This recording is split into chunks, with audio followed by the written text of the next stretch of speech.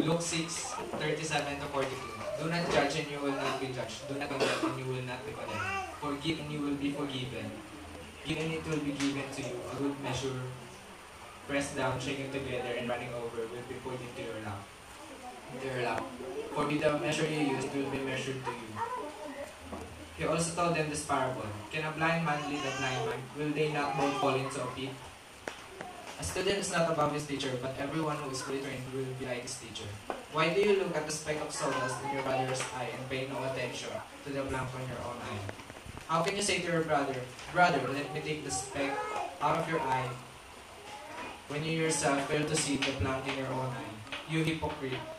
First take the plank out of your eye, and you will see clearly to remove the speck out of your brother.